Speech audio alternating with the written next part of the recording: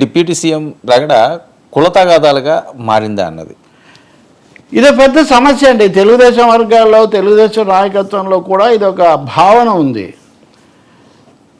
Game changer cinema అనేది విఫలం కావడం, అది ఆడలేకపోవటం అన్నది వాళ్ళు మెగా వాళ్ళే కదా ఎక్కువ మంది అభిమానులు, వాళ్ళు బాగా గాయపడ్డారు, బాధపడ్డారు.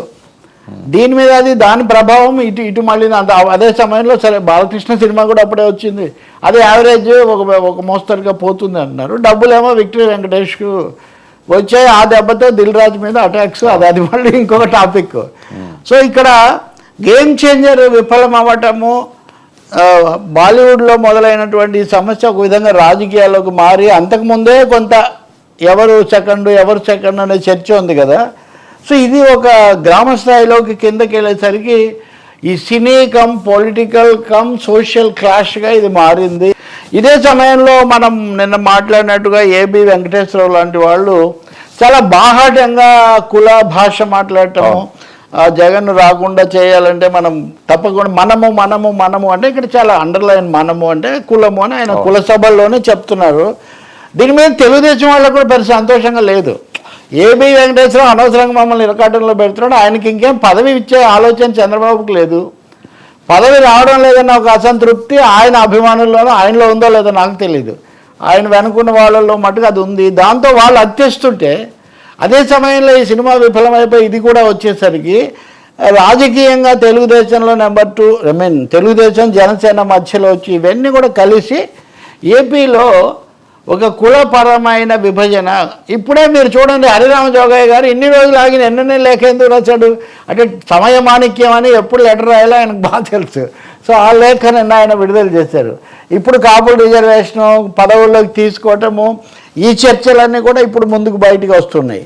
కాబట్టి ఒక విధంగా ఏపీలో మళ్ళీ ఎన్నికల ముందు బాగా వచ్చిన ఈ కులపరమైనటువంటి కోణం అన్నది మళ్ళీ పెంచుతున్నారు. దీన్ని ఎలా డీల్ చేయాలని చంద్రబాబు నాయుడు కూడా బాగా కొంచెం మథనం చేస్తున్నారు అని చెప్పి అంటున్నారు. ఇంకా అది సినిమా రంగంలో ఎలా ఉంటుంది, అక్కడ ఎలా ఉంటుంది అనే చర్చ ఒకటైతే, సీరియస్ గేమ్ చేంజర్ అన్నది రాజకీయాల మీద కూడా గేమ్ చేంజర్గా కొంచెం మారింది, సోషల్ గేమ్ చేంజర్గా కూడా అది మారింది అనే అభిప్రాయం. దాంట్లో ఇంకోటి కూడా మీరు చూస్తారు కదా, కావాలని ట్రోల్స్ చేశారు, కావాలని ఆ సినిమాని లీక్ చేశారు, అవును, కావాలని దెబ్బతీశారు. ఈ కావాలని చేసిన వారు ఎవరు, కావాలని చేసిన వారు ఎవరు, ఇది పెద్ద ప్రశ్న ఇక్కడ. సో ఇక్కడ మామూలు మాటల్లో రాజకీయ నాయకులు చెప్పకపోయినా కిందకు వచ్చేసరికి వాళ్ళు వీళ్ళుగా ఒక రెండుగా అవడానికి దారితీసింది. దీనికి చిరంజీవి పవన్ కళ్యాణ్ కారణం అయిండకపోవచ్చు, కానీ డౌన్ ది అర్త్ కిందకి వెళ్ళే కొద్దీ పరిస్థితి అయితే వచ్చింది. ఒక అనీజీ ఏర్పడింది, ఒక ఇబ్బందికరమైన వివాదగ్రస్తమైన వాతావరణం ఏర్పడింది. ఐ థింక్ దీన్ని సైలెంట్ చేయాల్సింది జనసేననే.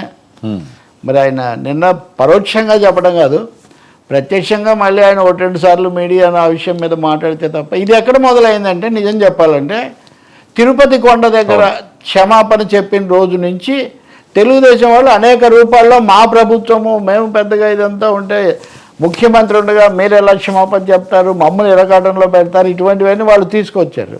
సో ఇలాంటి శక్తులు కొంతమంది మనకు వ్యతిరేకంగా పనిచేస్తున్నారు, చంద్రబాబు గారికి తెలుసో తెలియకో అనే ఒక అభిప్రాయం వచ్చింది. So 1, 2, 3 last straw that break the neck of the camel అంటారు చూడండి, చివరి దెబ్బ గేమ్ చేంజర్ అయింది.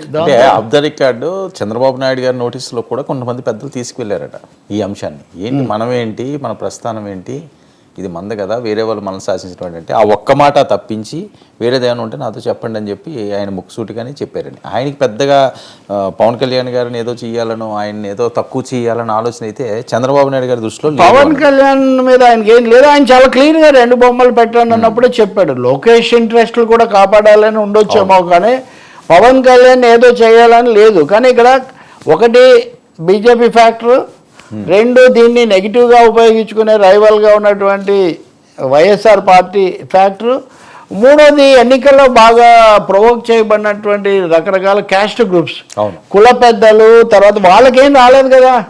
ఇప్పుడు ఉన్నవి 3 పంచుకుంటుంటే యాక్టివ్ ప్రొఫైల్ లేని నాన్ సోషల్ గ్రూప్స్కి ఎక్కువగా రాలేదు. సో అది కూడా వాళ్ళందరూ దీన్ని వాడుకుంటున్నారు అన్నది ఉంది తప్పకుండా.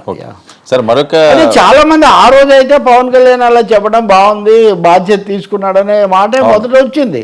గుడ్ విల్ రావడం కూడా వీళ్ళకి అయితే ఇప్పుడు ఒకవైపు మమ్మల్ని అని ఆయన మంచి పేరు తెచ్చుకున్నాడు అని అది నిజానికి వీళ్ళే అని ఉంటే చాలా సమస్య లేకుండా పోయేది. మీరు ఇంకోటి కూడా చూస్తారు, ఆ తర్వాత టీటీడీలో ఆయన తరఫున ఉన్న ఆనంద్ సాయి లాంటి వాళ్ళు అందరూ కూడా తీవ్రంగానే మాట్లాడారు. తెలుగుదేశం వాళ్ళు మాట్లాడిన దానికి జనసేన మాట్లాడిన దానికి చాలా తేడా ఉంది వాస్తవంగా.